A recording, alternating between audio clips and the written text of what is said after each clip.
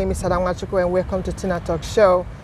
Yes, like always, I promise to always bring you story. Like you all know, this platform is a platform that encourages you to share that experience. This is something I'm very passionate about.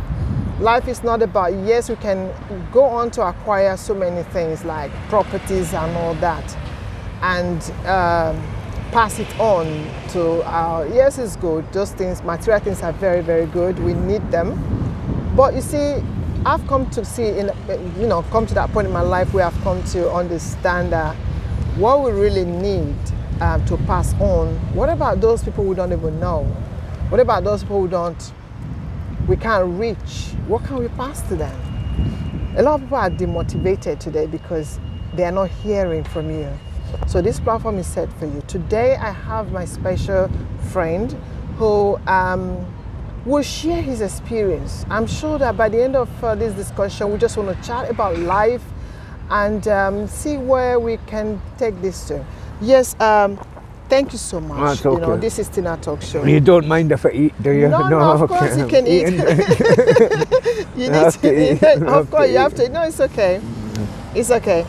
Yes, thank you so much. Okay. I mean, you're welcome. We're meeting for the first time today, and being able to come and share.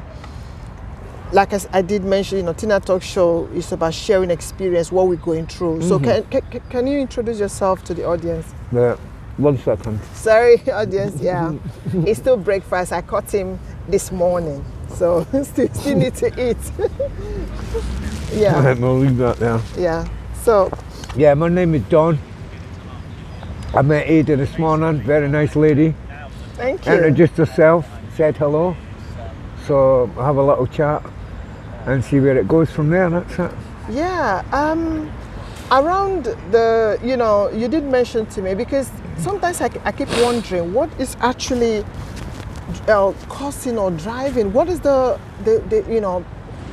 sleeping rough on the streets? What do you think is going on? I think it's terrible that it's taken the pandemic to get people off the street. Really? So personally, I used to do some voluntary work, homelessness, drug addiction, all that kind of stuff. I used to have an NHS card. So I used to go voluntary into the community, try and help people come off street drugs and get into like rehabilitation, get pharmaceutical. But the pandemic is just like, why does it take something like that for the government to move people from the streets? I don't believe in that. It should have been done before that. So because of the coronavirus, everyone's now in hostels and hotels and stuff. You don't see as many rough sleepers. And I just think that it's so sad that it's taken something like this why didn't it do it before? Yeah, you know what I'm saying? Yeah. And I used to see all kinds of people on the streets all the time. People that take drugs, people that drink. Look, I'm an alcoholic, I don't deny it, I'm an alcoholic. I'm waiting to get rehabilitation myself. But I understand what people go through, why they're on the streets. Addiction, homelessness, it all comes together hand in hand, Ada, you know what I mean? Can you share with us, because sometimes, like you did say something that really, really, I would like the audience to also share from that. It's not life, it's a situation. Yes. So when things happen to us, or when we come to the place where we wouldn't want to be, it's not life. Some people say, oh, life is wicked to me, life is unkind, but it is the situation and how you deal with it, how you cope with it, how you respond to what's going on, innit? Yeah. And you can deal with it in different ways. Some people maybe pick up a can of beer, somebody might take drugs, or somebody might just say, you know what, I'm going to go out and help people and try and make a difference. Try and make a difference. So, would you say when you were going through your own experience, you pick up beer? Like you said, you, unfortunately, but... Yeah, when I was with my partner who's died, God bless her soul. Amen. I was sober for 11 years. Wow. I didn't have a drink for 11 years because she was teetotal. So, because she was teetotal, when I met her, I was a drinker. And she said to me one day, she went, John, I was never, how do you call it, physically abusive, but sometimes with the mouth, a little bit to, you know what I'm saying? To get away. So she said to me one day, she went, "You're a much nicer person when you're not drinking alcohol. Why don't you stop drinking?" And because she was teetotal, that helped. So when we were together for 11 years, I never had a drink for a whole 11 years. After she died, after she passed away, I was busy, I was working, had a full-time job and stuff. And then for a couple of years, I never really grieved or anything like that. Then when I left my job and started nothing to do, I was like, drink, drink, drink. That's when I started drinking again. But for that 11 years, I was sober for 11 years, you know what I mean? Wow. So it just shows you. But having somebody strong beside you, Ada, that made a difference. Somebody that didn't drink or some, you know what I'm saying? It gave you that support network. So it was like, you know what? You won't have any alcohol. But now, today, I sit here as an alcoholic. For how long have you been drinking? The past couple of years again. Past couple of years. She died nearly 7 years ago now. It's coming up for 7 years. So how have you been managing? I don't know. Just getting through the day. I've got my dog. It's just me and the dog at home. Her name's Where's the Diamond. dog now? I wish I could. Her name's Diamond. Yeah, you can meet her another day. I'll give you my number, and we could come and have a walk on the park or whatever. Oh, nice. But she's been like my crutch. She's the one that keeps me going home every night. Because some days you feel like when you're alone and someone's passed away and you think, I'll never find someone else again. The dog, when I go home at night, I go out, I take her out in the morning and go home at night. She gives me the strength to go home. Or sometimes I would just to look forward to, like, I'm going home to this, I'm going home I've got responsibility. I've got, someone is expecting me. And like a kid, you know what I mean? Be it a dog or a human being, but is expecting you. Yeah, and the dog needs fed, she needs water, she needs a walk, she needs a toilet. A sense of responsibility. And that gives me that. If I didn't have the dog, I'm being truthful, I think that I would sort of sit here maybe all day, not this bench, but maybe sit in the street most of the day and just get drunk all day till oblivion. But I think the dog gives me the strength, and other people as well. Human beings give you the strength to do that as well. Friends, people you come across. And that's that. But it's difficult, you know what I mean? But hey, it's life. Yeah, can you tell us, like, you know, you've come across a lot of people that actually sleep on the street. Is there any story that is really very profound? There was one lady that used to sleep on the Strand, right, in Charing Cross. She used to sleep on the Strand. And very nice lady, very intelligent. When you say Strand, like a corner of a place? Yeah, like West End of London. Trafalgar Square, Strand, And I was sitting talking to her one day, and she was so nice, so lovely, so respectable. And I said to her, "Why are you sleeping on the street?" She says, "I'm claustrophobic." She can't sleep in a room. She can't sleep in a house. She has to be outside. And that was her personal story. She told me that day. She went, "I'm claustrophobic." She was claustrophobic and she couldn't sleep in a room or in a house. She has to sleep on the street. So she wasn't drinking, she wasn't taking drugs, she was just claustrophobic. I never know this. That's a true story. And people would judge, even without hearing and knowing people's story. They're already judging. Yeah, you're already looking at the person thinking, oh, well, this is what presumption will make, or what not. But this lady was genuine. She didn't drink, she didn't take, she was so, bless her. And the only problem she had was claustrophobia. And that's sad, isn't it? It's very sad. And most accommodation, like, if it was a place where, a situation where one can easily buy a land and just build a house, probably she would build it very open. I mean, like, you know, like open space, a kind of living environment, living room, like an open space, and so it's not too claustrophobic. Some apartments are so close together. Even the ceiling is low, especially here in Yeah. London. Most of the flats are low and small yeah. and people who have that condition. So you see, that is a condition. It just shows you, though. I was surprised that day when she told me. I went, "Why are you sleeping on the street? You know, it's such a nice person, such a lovely lady." Personality. And she was like, "Yeah." She was like, "I can't stay indoors. I have to be outside. I'm closer." And that was it. And I was taken aback by that. I was like, "That's the first time I'd ever heard that." It just shows you. Other people, homelessness and stuff, a lot it's drug addiction. Can't pay your bills because you've got to feed your intake or your alcohol or whatever. So a lot of people end up homeless through that, which is really sad. Yeah. Which is really sad, yeah. But it's... I was speaking to someone the other day. He said that he's been on the street for like almost 30-something years. You know, since he left when he was young, he never been able to go back again because the parents wouldn't let him back in.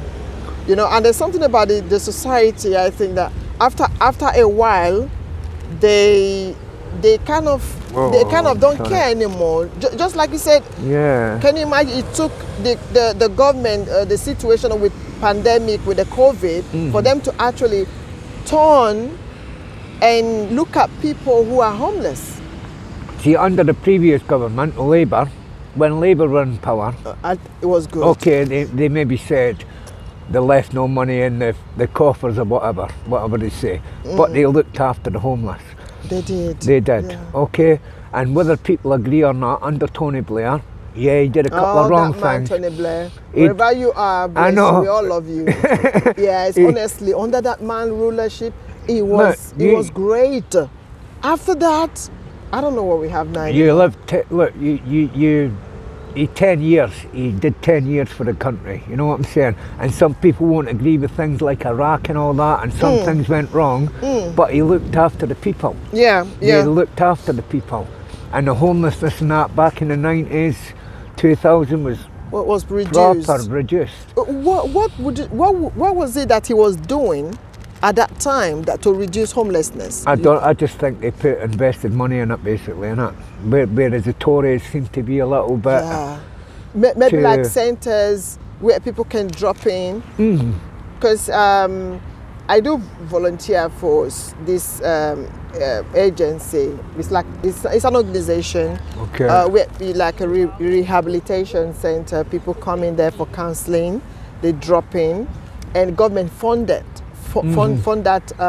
opportunity. That project where people can come in and sit, and those they also have doctors in-house that can help them monitor the kind of drugs that they were taking, and those who were having like withdrawal syndromes. Doctor could give them some medication to help them to control that withdrawal syndrome. So I think that also is part of what the government, like investing in the people by providing. It's about providing for everyone. It's not just about, I'm not saying the Tories are bad, but I'm just saying it's like Labour put more into people than what the Tory party do. You know, sometimes they think more of themselves and the higher, but when Labour are in power, they look after everyone. Yeah, they did. They certainly it's did. Different. It's different. I mean, everyone. I think I always cry and say, "Where's Labour? Where's Tony Blair? Come back on seat. Like we need you. You know, we really need that man. That man is really good." Yeah, it's all about people, isn't it? It's not about how much you make or how much property you've got. What was said before. It's about looking after everyone, and it doesn't matter race, creed, religion, it doesn't matter. We're all human beings, and you have to look after everyone. That's the way it should be, and I believe in that. That's it. And if you could help someone else or give someone some experience or listen to someone, even just listening to someone. Sometimes I walk down the street, see a homeless person, and I'll say to them, "Look, I don't have any money, but could I sit and talk to you?" Exactly. So just that 5 minutes, they'll turn around and say, "Look, you just talked to me like a human being today." So that 5 minutes means more than £10 that you could have that you gave could me. have given. Oh, So just small things like that, that's all it takes, innit? And even now, in this day and age, I believe people don't talk enough. And London is quite a fast city. Everyone's running about, fast, yeah. and they don't take time to talk to each The other. earphone is fixed on. Nobody is listening. No, even sometimes you go, hello, hello. You want to ask or you want to say something to someone. They can't hear you. Yeah, and they just walk They past. just walk past. Everybody uh, just keep looking. You see people the ears with the earphone. Yeah, that's You know. true. Yeah.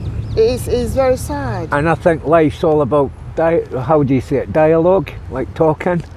I think if you don't talk to people, you don't learn. Then we're You not don't living. listen, yeah. We're not You have living. to, and like listening to other people's experiences and stuff like that could make that small difference in your life. Definitely. Because you could definitely. think you could take something away from what someone said, and it makes such a difference, innit, Ada? It does. Yeah. It does indeed. Yeah, just like we've met today, you know, it breaks the day. Like, it makes you feel like, okay, something has happened today.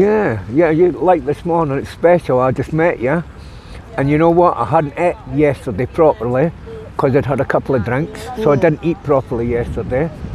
And then when you met you this morning, you said, would you like some breakfast? That was like, you know what? It's God sent you here to give me some breakfast, innit? No, but it's nice. That's what it's all about, eh? So it's just, even a small thing like that, it's made a difference. So today I'm happy this morning. That's it. It's made a difference indeed. Yeah, Definitely. I mean, I think we should do that more often. Sometimes I get drawn to people that are really facing some kind of challenges. I don't know why, because I could just want to sit down and just chat with them. Yeah. Because that person, like you said, they just want somebody to just Talk to, as a human being. as a human being and not as a situation. And not walking past Past- and looking at the person and thinking, oh, the man's sitting at the bank begging, or he's got a can of beer in his hand. Just giving that 5 minutes just to say, how are you doing? Are you okay? A man or woman, whatever. And just that 5 minutes means more than how much money you could give someone. You know what I'm It saying? means a lot. It means a lot. And so many people say that to you. They say, you know what, thank you for talking to me like a human being today. And that's the difference, eh? Yeah. That's proper. Yeah. It's true. Yeah.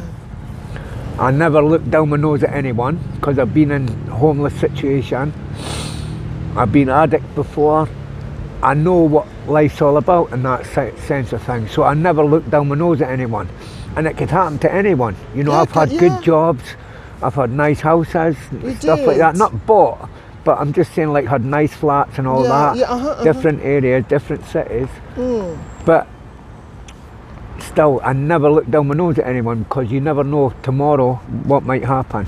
And you could be back in that situation. Exactly. So you exactly. never ever look down at anyone, exactly. no matter who they are, Yeah. never. Anything can happen to anyone.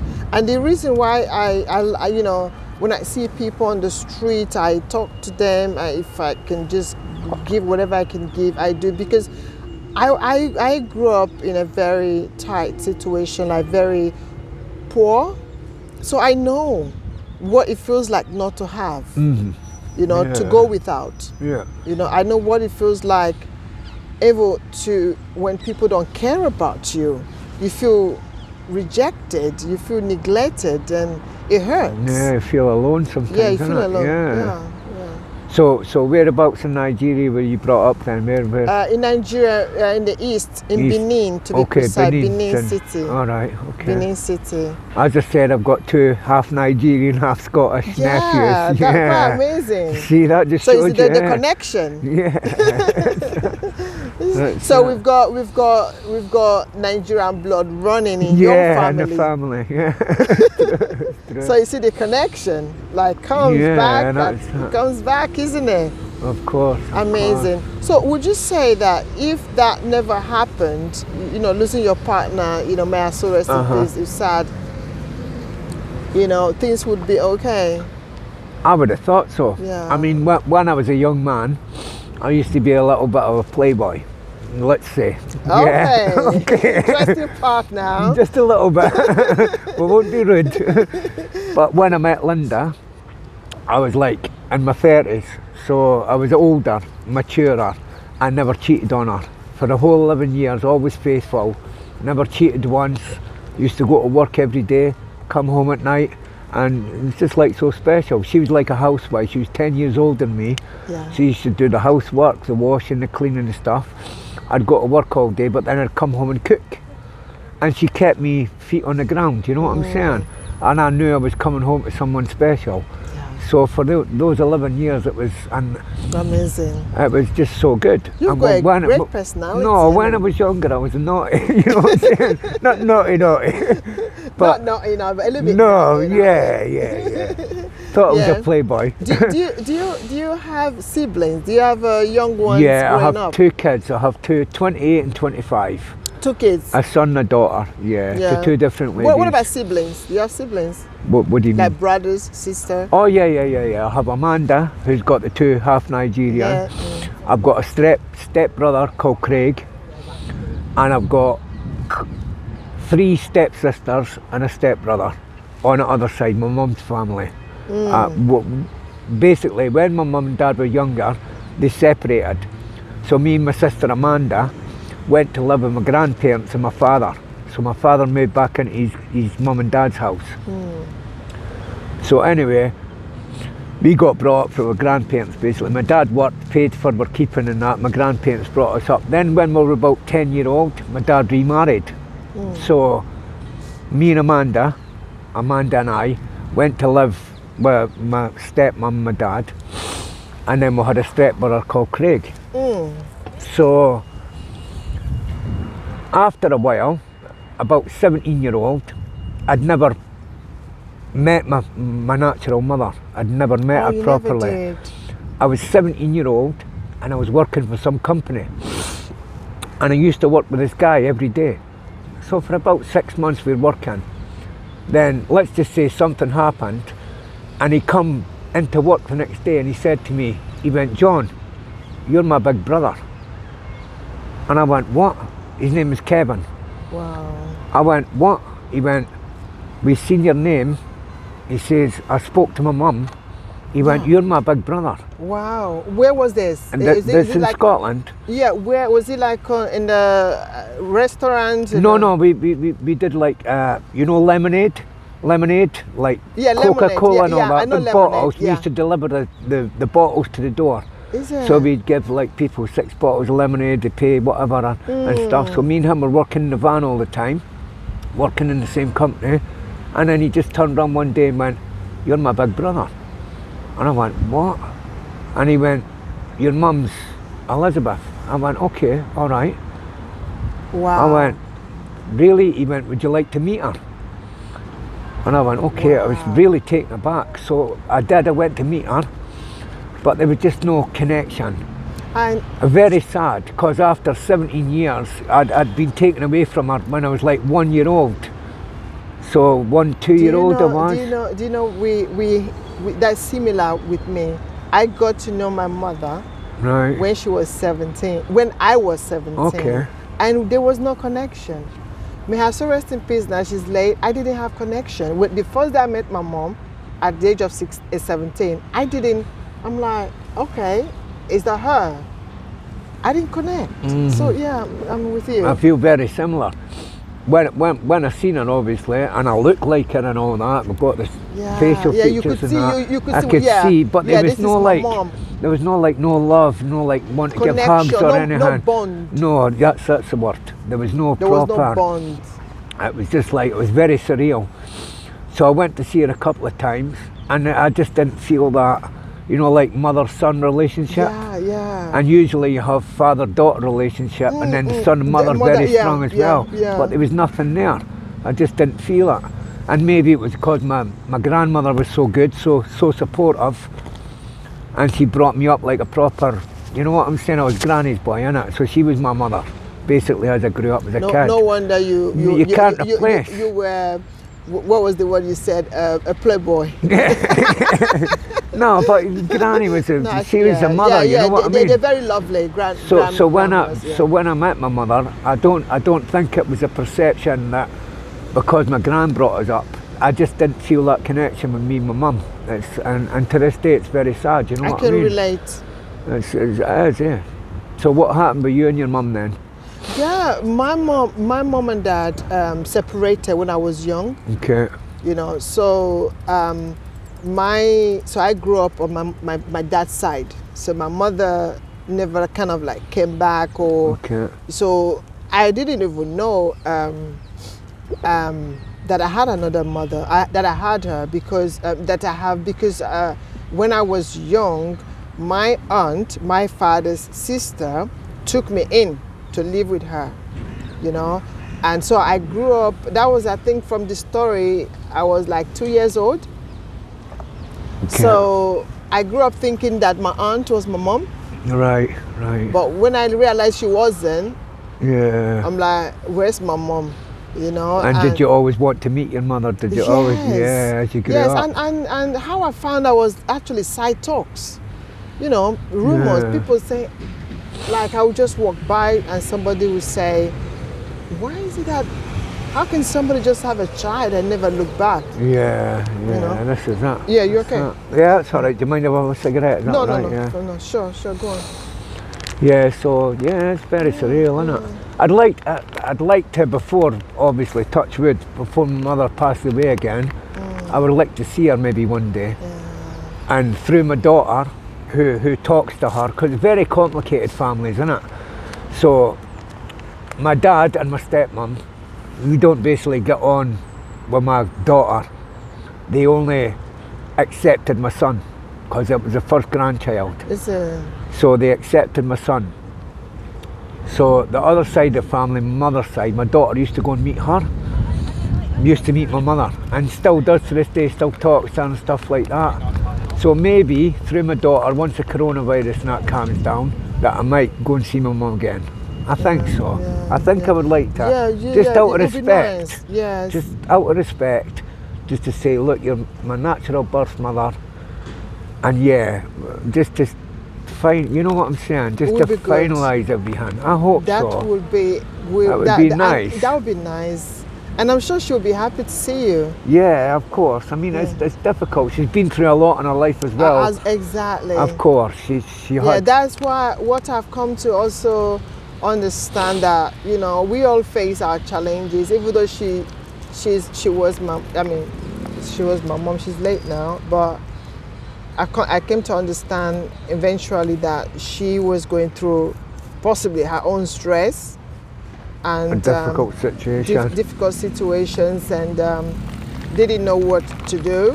So what happened with your mum and dad? Did you just separate and just go their different ways? Yeah, they had issues, you know, marital issues, and my mom couldn't stay there, so continuing the marriage. So that was what happened. Yeah. That was what happened, you know. Yeah.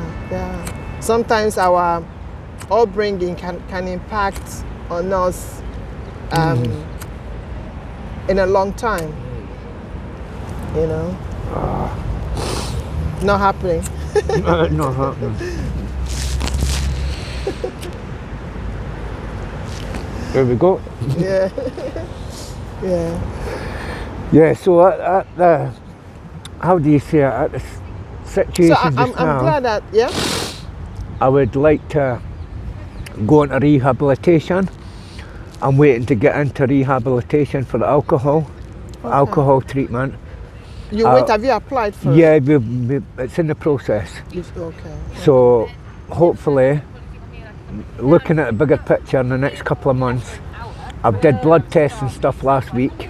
Done already. I'm waiting on a key worker being allocated, and the people that are doing it, I used to work as a volunteer for them. So the alcohol team are going to look after us. Okay. They're going to give me a detox. This week I'm waiting to get allocated with a key worker, and then after that give us a small detox and then go into rehabilitation for a couple of months. Just to stop drinking. Yes, I really hope. And then the bigger picture is, the time the coronavirus, the pandemic dies down, I'll go into rehabilitation, sort myself out, I'll come back out and be a stronger person, see my grandson, see my daughter, meet my mother, hopefully. You know what? That's what I'm thinking. That's what. It will happen. It will happen. I hope so. The first thing is to have the plan, the dream, the vision. Vision is to see what you would like to, what you would like to see come happen, and work towards it. Yeah. And for what you've said, you've been doing it. I'm ready to accept it. Yeah. Exactly. Time to move on, isn't it? Time to move on. Yeah. I'm glad to hear that. And the most important thing is, I'm not saying I'm never ever going to drink again, but maybe drink in moderation. Yeah, moderation. Moderation. When I used to work full time, you would maybe work 5 days, and then on your 2 days off you'd have a drink. Yeah. But now, while there's no work, you're drinking every day, and that's the same for a lot of people. Yeah. They think because you're sitting behind their door and you can't see them, you think all this problem that's going on, how many people are sitting drinking, not working, but mental health issues, all that. And just because some of us sit on the street and have a can of beer or have a drink and people see you think how many people behind even these houses here, how many people are sat behind their door having a bottle of wine or more than ever. Which is normal. Like I drink occasionally. Yeah. I mean, what you say occasional, like you said, like when I'm not working, the weekends, I drink like a glass or two. Yeah. When I'm eating or partying with friends. Yeah, of course. But you think how many people this has affected as well that are drinking behind their door and all this detrimental effect on the NHS now, it's going to go on for a long time, isn't it? Yeah. It definitely is. Yeah. What would you say, how many pints a day do you take? How many cans? Yeah, cans, yes. Some days I maybe just have 3 or 4. 3 or 4. And then other days, but it's strong cider. It's very strong. This strong one, I don't know the percentage. Yeah, that's why I'm like. Some days I might have 6 or 8. 6 or 8? Yeah, it just depends on how mood I'm in. But I always go home, always take the dog out in the morning, go home, take her out. I'm glad at least you have a home to go to. Take her out at like 5 o'clock. Yeah. And then in the summer, we usually come out a bit more. Me and the dog like to sit over here in the corner of the common over there. In the summer it's better for her because she loves the sun, you know what I'm saying? Yeah. In the winter a little bit different, but yeah, it just depends. I always get home for tea time, 5 o'clock dinner time, you know what I mean? Go home, take the dog out. And then sometimes I'll just sit in at night and have a couple of cans of beer in the house. Other times I just sit and drink tea all night. Amazing. So what would be your final thoughts? Somebody watching right now and they are struggling. Like you said, it's not life that is causing things that are happening. It's the situation. What would you say to them? I would just say be strong. Just keep your friends close, family. Keep your friends close. Try and get close to your family and just, have people around you that care about you. And that's it, and that helps everyone, innit? Yeah. And if you're alone and you have no family or that, then you just have to make friends. Because that's what life's about, innit? It's about people. Communication. No, when we need to integrate. We human, as human, we are meant to communicate, like you said. It's part of our DNA. We need to communicate. It's sad that sometimes we can't trust people, but that now is part of what is causing the society not to communicate. Exactly. And that is why the society is breaking down. A lot of mental, it's now disturbing us mentally, disturbing people mentally, and causing people to fall into so many health hazards, health situations. As you've heard, keep your friends closer. If you don't have, try and communicate. Make friends. Make friends. Talk. It's all about talking. If you can't talk, then what we're going to do? I'll walk about all day and just lonely and nothing, you know what I'm saying? Yeah. When you get some things off your chest or have a chat with someone, what did you do yesterday? What are you doing today? It's nice. It's better. Yeah, that's why I like street life as well. Not so much the homelessness. I don't. Obviously, I respect that. But you want people to be off the streets. But when you're out here on the street and you're talking to people, That's good for the mental health. Very, very. For yours and theirs. Yeah, yeah. So it's not just about yourself, it's about other people. Yeah, So, but it does, yeah, it works, yeah, eh? yeah, It works, eh? Do you know what I mean? Great, thank you so much. Thank you it's so a much. pleasure to meet you. What a lovely lady. Thank you. What a lovely Where have you been all? gentleman. Where have you been all my life? You like that, man? What a pleasure to meet. You know, now we've become friends. Yeah, you know. Thank you we're so going to much. change numbers now. Yes, yeah, yes, you're we going to will. take my we number. will, yeah. we will. And audience, if you have been affected by any of these and you want to get in touch or you need any support, like I said before, Yeah, phone Ada. Tinatalks show. You know, we have in-house counselor and a psychotherapist to help you through that challenges that you are going through. All you need to do is just DM me and send me a message, and we'll be able to deal with that with you to support you. Like you heard, you know, it's about communication. You know, talking is part of therapy. It's therapeutic to talk. You know, okay? So unfortunately, sometimes we can't find that reliable friend to talk to. That is why you have someone like me, okay? So you can talk to me confidentially, you can talk to me anyhow as a friend, in confidence and everything. And it's about helping you through that moment of challenge, and nothing is forever.